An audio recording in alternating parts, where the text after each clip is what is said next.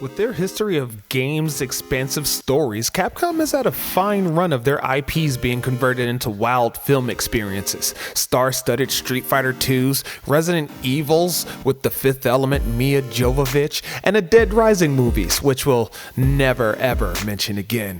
While some of these films are better left as memories, it's about time we create new ones. So in this 24 frame per second issue of GO Besto, I have a few Capcom intelligent properties that deserve the cinematic treatment in this age where we've matured enough to get it right. Netflix, if you're watching, we're pitching. Ikimashou ka?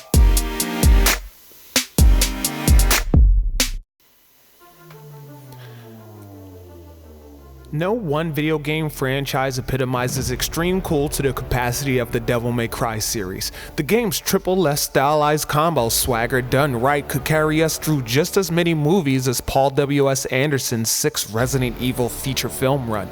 The key to the series, interestingly enough, exists in the vibe of Ryan Reynolds' Deadpool. A perfect balance of action, drama, and comedy, DMC seasoned and divine sensational. The Sparta twins, Dante and Virgil, set off on their quest to avenge their mother's death. Their target, the self-proclaimed Prince of Darkness, Mundus. The first movie can set up the world, the personalities of the duo, and their individual obsession that would eventually put them at odds. The second film coming in on an action-packed, bloody disagreement between the brothers. Dante loses, causing him to move away from his other half.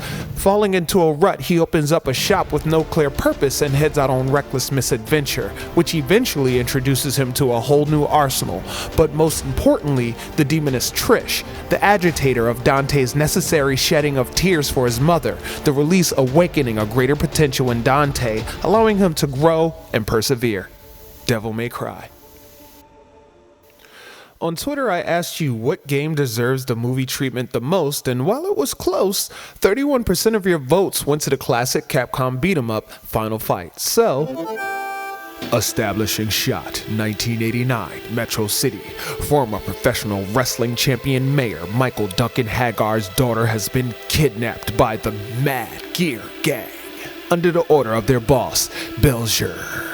In defiance of the mayor's chokehold on his citywide criminal activities, the crime lord has implemented his Streets of Fire protocol.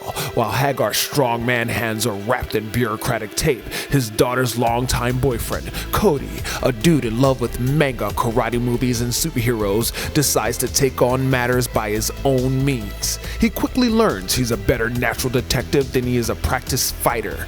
Interior, Metro City Mall video game arcade night. In his first scuff with a drove of Mad Gear lobies, Cody proves himself to be a brilliantly adept street brawler, but when it looks like his luck has run out, he is helped by a guy who has what Cody can only describe as movie ninja-like abilities. The guy doesn't speak, but communicates via text and bad English on a Japanese electronic device. He won't share his name, but he makes it clear that he has a vendetta with Mad Gear all his own.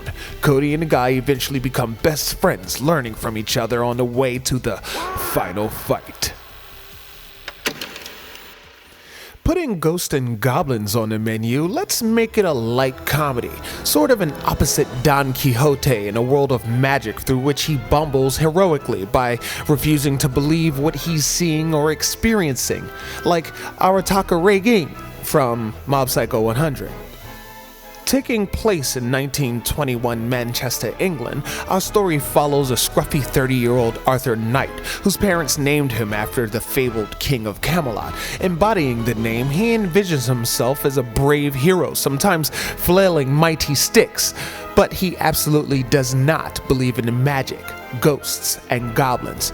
Due to disillusion after 3 decades of hunting and hoping for true magic, Arthur believes everything can be explained by logic until he meets the magician, the catalyst of a sudden series of tests leading to absurd adventure in a dimension where magic is all too real.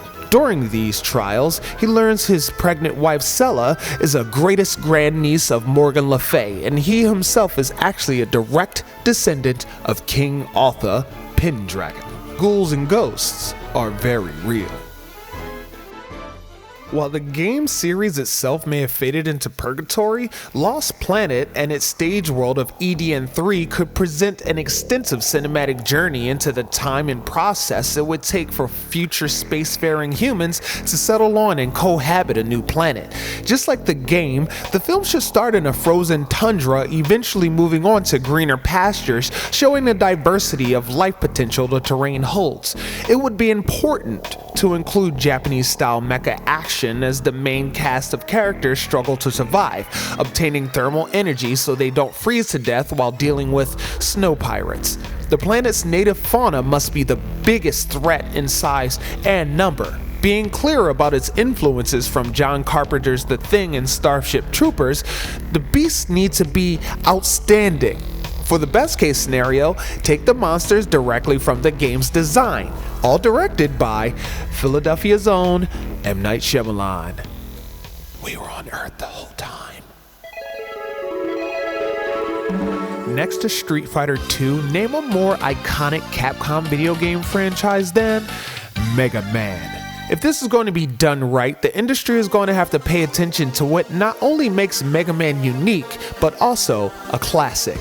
Since the original Mega Man is 4 feet 4 inches, his character should be childlike, especially since before the name Rockman stuck in Japan, all of his conceptual names ended in Kid. Oh, you need a plotnopsis? A teenage genius, Thomas Light, creator of Mega Man, didn't originally craft him for combat.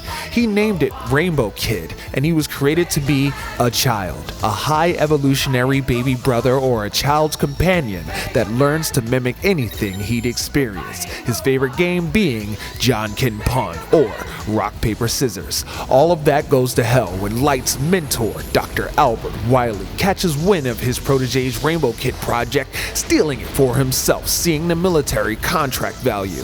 Thomas, after finding out his baby bot has been kidnapped, activates Rainbow Rush, the Red Recovery Rover, and Rainbow Roll, the Rainbow Kid beta model. After a confrontation with Dr. Wily and recovering Rainbow Kid, he finds his machine's body has been heavily modified for combat, and his morality data tampered with under Dr. Wily's Mega Man project. Damn. I'm gonna have to write this one myself. Mega Man, you fought bravely and well. A pleasure to serve you, Your Worship.